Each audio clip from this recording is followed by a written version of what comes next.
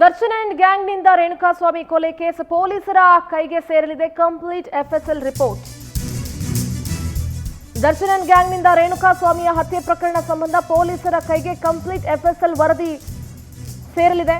D ಗ್ಯಾಂಗ್ಗೆ FSL ವರದಿನೇ ಕಂಟಕ ಆಗುತ್ತಾ? ಇದೇ ವಾರದಲ್ಲಿ ಪೊಲೀಸರ ಕೈ ಸೇರಲಿದೆ 6 ಎಫ್ಎಸ್ಎಲ್ ವರದಿಗಳು.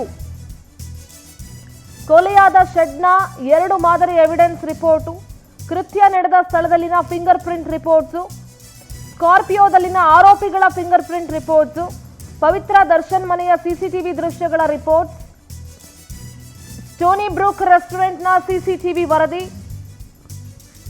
ನೋಡಿ ಯಾವೆಲ್ಲ ವರದಿಗಳು ಕೈ ಸೇರಲಿದೆ ಅನ್ನೋದನ್ನ ಹೇಳ್ತಾ ಇದ್ದೀನಿ.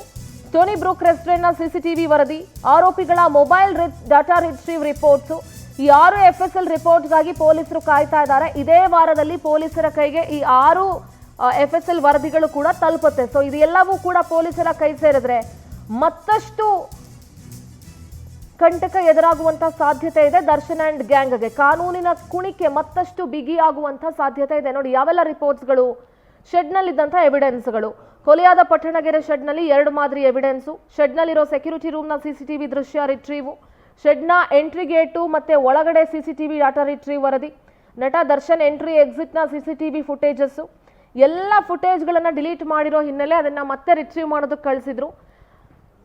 ಫಿಂಗರ್ ಪ್ರಿಂಟ್ ರಿಪೋರ್ಟ್ಸು,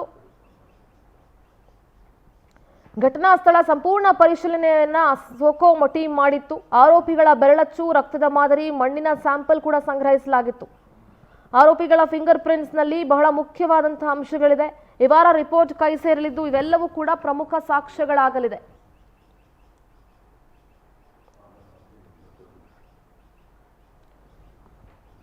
ನೋಡಿ ಯಾವೆಲ್ಲ ರಿಪೋರ್ಟ್ಸ್, ಆರೋಪಿಗಳ ಫಿಂಗರ್ ಪ್ರಿಂಟ್ಸ್ ಕೂಡ ಮೋಸ್ಟ್ ಇಂಪಾರ್ಟೆಂಟ್ ಆಗುತ್ತೆ. ಸ್ಕಾರ್ಪಿಯೋದಲ್ಲಿನ ಆರೋಪಿಗಳ ಫಿಂಗರ್ ಪ್ರಿಂಟ್ ರಿಪೋರ್ಟ್ಸ್ ಇರಬಹುದು.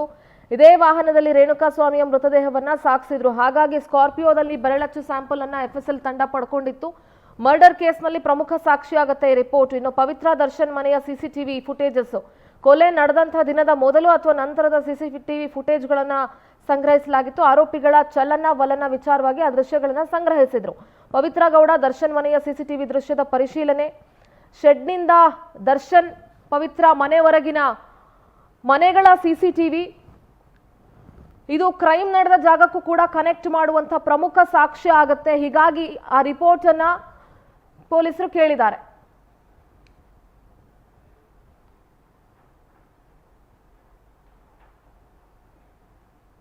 ನಮ್ಮ ಪ್ರತಿನಿಧಿ ವೆಂಕಟೇಶ್ ನೇರ ಸಂಪರ್ಕದಲ್ಲಿ ಜಾಯ್ನ್ ಆಗ್ತಾ ಇದ್ದಾರೆ. ವೆಂಕಟೇಶ್, ಸದ್ಯ ಈ ವಾರ 6 ಪ್ರಮುಖ ಎಫ್ಎಸ್ಎಲ್ ವರದಿಗಳು ಪೊಲೀಸರ ಕೈ ಸೇರಲಿದೆ. ಹಾಗಾಗಿ ಇನ್ನು ಕೂಡ ಕಾನೂನಿನ ಕುಣಿಕೆ ಡಿ ಗ್ಯಾಂಗ್ಗೆ ಜಾಸ್ತಿ ಆಗುವಂತಹ ಸಾಧ್ಯತೆಗಳಿದೆ.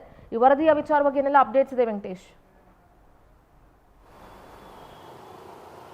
ಹೌದು ಸಿಂಧೂರ, ಏನಂತ ಹೇಳಿದ್ರೆ ರೇಣುಕಾಸ್ವಾಮಿ ಕೊಲೆ ಪ್ರಕರಣದಲ್ಲಿ ಜೈಲಲ್ಲಿರುವಂತಹ ಡಿ ಗ್ಯಾಂಗ್ಗೆ ಮತ್ತಷ್ಟು ಕಾನೂನಿನ ಪ್ರಕಾರ ಕುಣಿಕೆಗಳು ಗಟ್ಟಿ ಆಗ್ತಾ ಇದೆ. ಪೊಲೀಸರು ಕಲೆಕ್ಟ್ ಮಾಡಿರುವಂಥ ಸಾಕ್ಷಿಗಳು ಕೂಡ ಸ್ಟ್ರಾಂಗ್ ಆಗಿರುವಂಥದ್ದು. ಈಗ ಒಟ್ಟು ಈ ವಾರ ಎಫ್ಎಸ್ಎಲ್ನಿಂದಾಗಿ 6 ವರದಿಗಳು ಬರುವಂತಹದ್ದು. ಒಂದು ಪಟ್ಟಣಗೆರೆ ಶೆಡ್ನಲ್ಲಿದ್ದಂಥ CCTV ಆಗಿರಬಹುದು, ಜೊತೆಗೆ ಏನು ಪವಿತ್ರ ಗೌಡ ದರ್ಶನ್ ಅವರ ಮನೆಯ CCTVಗಳು ಹಾಗೂ ಫಿಂಗರ್ ಪ್ರಿಂಟ್ಗಳಿರಬಹುದು. ಅಂದರೆ ಘಟನೆ ಆದಂಥ ಸ್ಥಳ ಮತ್ತು ಸ್ಕಾರ್ಪಿಯೋದಲ್ಲಿ ಅವ್ರನ್ನ ಕರ್ಕೊಂಡೋದಂಥ ಫಿಂಗರ್ ಪ್ರಿಂಟ್ಗಳಿರಬಹುದು. ಜೊತೆಗೆ ಏನು ಒಂದು ಸ್ಟೋನಿ ಬ್ರೂಕ್ನಲ್ಲಿ ಆದಂತಹ ಪಾರ್ಟಿ ವೇಳೆ ನಡೆದಂತಹ ದೃಶ್ಯಗಳು, ಇನ್ನು ಕೊನೆಯದಾಗಿ ಇನ್ನು ಮೊಬೈಲ್ನಲ್ಲಿದ್ದಂತಹ ರಿಟ್ರೀವ್ ಡೇಟಾ, ಈ ಕೂಡ ಒಟ್ಟು 6 ಅಂಶಗಳು ಕೂಡ ಈ ವಾರ ಒಂದು ಪೊಲೀಸರ ಕೈಗೆ ಸೇರುವಂಥದ್ದು. ಏನಂತ ಹೇಳಿದ್ರೆ ಈ ಪ್ರಕರಣ ನಾವು ನೋಡ್ತಾ ಹೋಗೋದಾದರೆ ಪಟ್ಟಣಗೆರೆ ಶೆಡ್ನಲ್ಲಿ ಹತ್ಯೆ ಆದಂಥ ಸಂದರ್ಭದಲ್ಲಿ ಏನು ಈ ಒಂದು ಕಾರ್ನಲ್ಲಿ ಹೋದಂತಹ ಆರೋಪಿಗಳಿಂದ 2 ಕಾರುಗಳು ಹೊರಗಡೆ ಹೋಗುತ್ತೆ. ಸೊ ಆ ಕಾರುಗಳು ಹೋದಂಥ ಸಂದರ್ಭದಲ್ಲಿ ಕೂಡ ಆ CCTVಗಳ ಫುಟೇಜ್ಗಳಲ್ಲಿ ರೆಕಾರ್ಡ್ ಆಗಿರುವಂಥದ್ದು, ಒಂದು ಹೋದದ್ದು ಮತ್ತು ಬಂದದ್ದು ಒಳಗಡೆ ಬರುವಂಥದ್ದು, ಈ ಎರಡನ್ನೂ ಕೂಡ ಈಗ ತಾಳೆ ಮಾಡುವ ಪರೀಕ್ಷೆ ಹಿನ್ನೆಲೆಯಲ್ಲಿ ಆ ಒಂದು CCTVಗಳನ್ನು ಕೂಡ ಕಲೆಕ್ಟ್ ಮಾಡಿದ್ದಾರೆ. ಇನ್ನು ಘಟನೆ ಆದಂಥ ಸಂದರ್ಭದಲ್ಲಿ ಆರೋಪಿಗಳು ಬಳಸಿದಂಥ ವಸ್ತುಗಳೇನಿದೆ ಅದರ ಮೇಲೆ ಇದ್ದಂಥ ಫಿಂಗರ್ ಪ್ರಿಂಟ್ ಮತ್ತು ಮೃತದೇಹದ ಮೇಲೆ ಇದ್ದಂಥ ಫಿಂಗರ್ ಪ್ರಿಂಟ್ ಎರಡುಗಳನ್ನು ಕೂಡ ಮ್ಯಾಚ್ ಮಾಡುವಂಥ ಕೆಲಸ ಆಗಿತ್ತು. ಸೊ ಅದನ್ನು ಕೂಡ FSLಗೆ ಕಳಿಸಿದ್ರು. ಅದಾದ ನಂತರ ಸ್ಕಾರ್ಪಿಯೋದಲ್ಲಿ ಮೃತದೇಹವನ್ನು ಸಾಗಾಟ ಮಾಡುವಂಥ ಸಂದರ್ಭದಲ್ಲಿ ಆರೋಪಿಗಳು ಏನು ಒಂದು ಬಳಸಿದಂತಹ ಒಂದು ವಸ್ತುಗಳೇನಿದೆ ಅದರ ಮೇಲೆ ಕೂಡ ಒಂದು ಫಿಂಗರ್ ಪ್ರಿಂಟನ್ನು ಕೂಡ ಬಳಸಲಾಗಿತ್ತು. ಅಲ್ಲದೆ ಇನ್ನು ದರ್ಶನ್ ಮತ್ತು ನಟಿ ಪವಿತ್ರ ಗೌಡ ಅವರ ಮನೆಯ CCTV ದೃಶ್ಯಾವಳಿಗಳು, ಅಂದರೆ ಕಳೆದ ಒಂದು ಹತ್ಯೆ ಆದ ನಂತರ ಒಂದು 3 ದಿನದ ಹಿಂದೆ ಹಾಗೂ ಅದಾದ ನಂತರದ ದೃಶ್ಯಾವಳಿಗಳನ್ನು ಕೂಡ ಕಲೆಕ್ಟ್ ಮಾಡಿ ಈಗ FSLಗೆ ಕರೆಸಿರುವುದು. ಇನ್ನು 5ನೇ ಅಂಶ ಅಂತ ಹೇಳಿದ್ರೆ ಸ್ಟೋನಿ ಬ್ರೂಕ್ನಲ್ಲಿ ಈ ಒಂದು ಹತ್ಯೆ ಆಗೋದಕ್ಕೂ ಮುಂಚೆ ದರ್ಶನ್ ಸ್ಟೋನಿ ಬ್ರೂಕ್ನಲ್ಲಿ ಒಂದು ಪಾರ್ಟಿಯನ್ನು ಮಾಡ್ತಾ ಇರ್ತಾರೆ. ಅಲ್ಲಿಂದ ಹೊರಟಂಥದ್ದು ಮತ್ತು ಅಲ್ಲಿ ಅದಕ್ಕೂ ಮುಂಚೆ ಎಷ್ಟು ಬಾರಿ ಅವರು ಬಂದಿದ್ದರು, ಯಾರೆಲ್ಲ ಒಂದು ಪಾರ್ಟಿಯಲ್ಲಿ ಇದ್ದರು ಅನ್ನೋದ್ರ ಬಗ್ಗೆ ಕೂಡ CCTVಗಳನ್ನು ಕಲೆಕ್ಟ್ ಮಾಡಿ ಕಳಿಸಿರೋದು. ಇನ್ನು ಕೊನೆಯದಾಗಿ ತುಂಬ ಪ್ರಮುಖವಾದಂಥ ಅಂಶ ಅಂತ ಹೇಳಿದ್ರೆ ಆರೋಪಿಗಳು ಬಳಸಿದ್ದಂತಹ ಮೊಬೈಲ್. ಈ ಮೊಬೈಲ್ನಲ್ಲಿ ಯಾರಿಗೆಲ್ಲ ಮೆಸೇಜ್ಗಳನ್ನು ಕಳಿಸಿದ್ರು, ವಾಟ್ಸಪ್ ಮೆಸೇಜ್ ಆಗಿರಬಹುದು, ಮತ್ತು ಇನ್ಸ್ಟಾಗ್ರಾಮ್ನಲ್ಲಿ ಬಂದಂಥ ಮೆಸೇಜ್ಗಳಿರ್ಬೋದು, ಯಾರ್ಯಾರಿಗೆ ಕಳಿಸಿದ್ರು ಮತ್ತು ಆ ಮೆಸೇಜ್ಗಳಲ್ಲಿ ಡಿಲೀಟ್ ಮಾಡಿರುವಂಥದ್ದು ಎಷ್ಟು ಮೆಸೇಜ್ಗಳು ಡಿಲೀಟ್ ಆಗಿದೆ, ಜೊತೆಗೆ 6 ಐಫೋನ್ಗಳನ್ನು ಕೂಡ ವಶಪಡಿಸಿಕೊಂಡಂಥ ವೇಳೆಯಲ್ಲಿ ಆ ಒಂದು ಮೊಬೈಲ್ ವಿಡಿಯೋಗಳನ್ನು ಏನು ಡಿಲೀಟ್ ಮಾಡಿದ್ರು ಅದನ್ನು ರಿಟ್ರೀವ್ ಮಾಡುವಂಥ ಕೆಲಸವನ್ನು ಮಾಡ್ತಾ ಇದ್ದಾರೆ. ಒಟ್ಟು ಈ ವಾರ ಒಟ್ಟು 6 ಒಂದು ಅಂಶಗಳ ಒಂದು FSL ವರದಿ ಕೂಡ ಪೊಲೀಸರ ಕೈ ಸೇರಿರುವಂತಹದ್ದು. ಇನ್ನೇನು ಕೆಲವೇ ದಿನಗಳಲ್ಲಿ ಚಾರ್ಜ್ ಶೀಟ್ ಸಲ್ಲಿಕೆ ಮಾಡೋದಕ್ಕೂ ಕೂಡ ಈಗ ಪೊಲೀಸರು ಸಿದ್ಧತೆಯನ್ನು ಮಾಡ್ಕೊಳ್ತಾ ಇರೋದು. ಈ ಎಲ್ಲ ಅಂಶಗಳು ಕೂಡ ತುಂಬಾ ಪ್ರಮುಖವಾದಂತಹ ಎವಿಡೆನ್ಸ್ಗಳಾಗುವ ಸಾಧ್ಯತೆ ಇರುವಂತದ್ದು. ಸಿಂಧೂರ. ಓಕೆ, ಥ್ಯಾಂಕ್ ಯು ವೆಂಕಟೇಶ್ ನಿಮ್ಮೆಲ್ಲ ಮಾಹಿತಿಗೆ.